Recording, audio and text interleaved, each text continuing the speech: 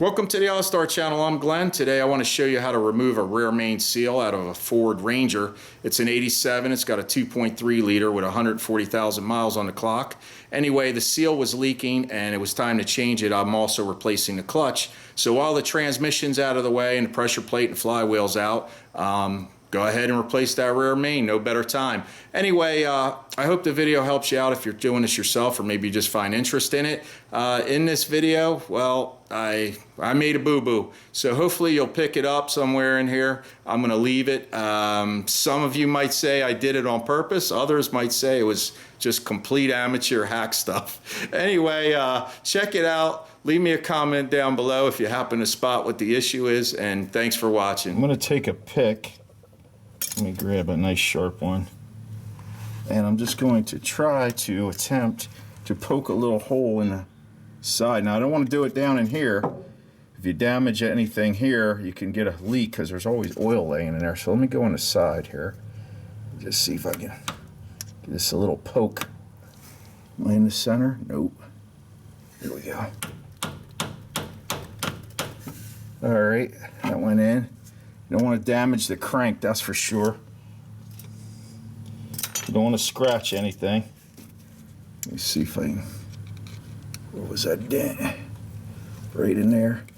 Let me put this in here. It's a little 90-degree pick. See if I can't pry it. Pry it out.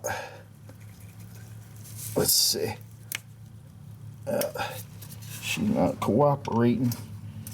Let me get a Phillips head screw.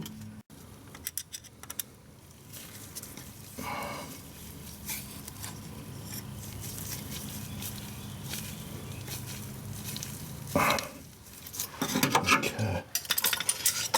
A little pry again. Let's see. We're rolling. Yeah.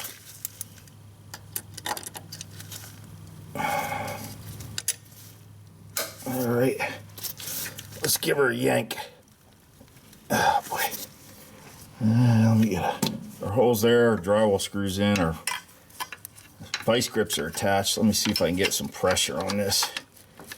Just give it a little yank. Probably gonna slip out like before. Let's see. Oh boy. Come on.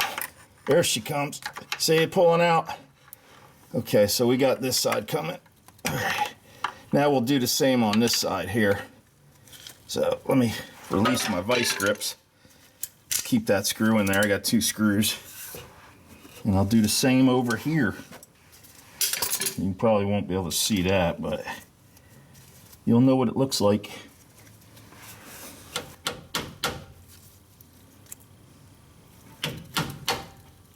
Oops. Bingo. All right, let me try it over here. Where were we? Right there. Oh, come on. I need my other hammer. I don't have much swinging room here. It's difficult.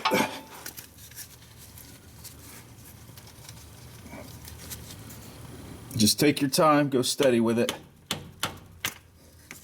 Once you pierce through there, you just got to put a little piercing through that metal, and then the beauty of the drywall screw is it's so sharp on the end, you know, it's so pointy over here that even if you just get a small hole started, it should fit right in.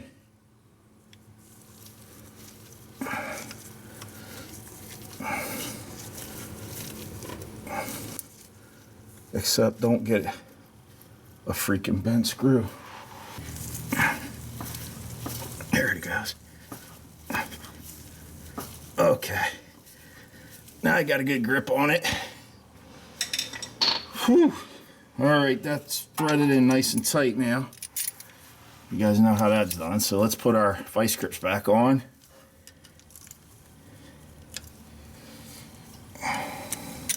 Oops, make this a little tighter. Let's get our vice grips back on here, like that.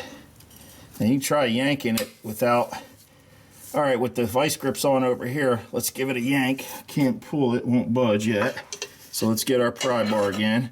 And I'm prying against the cast iron block on the engine here, so we're not going to damage anything that way. All right, there we go, bingo, and we got our oil flowing. I forgot to pull the plug. Isn't that beautiful? Good thing I got a drain plug here. I mean a drain pan. Anyway, that's how you get the rear main out.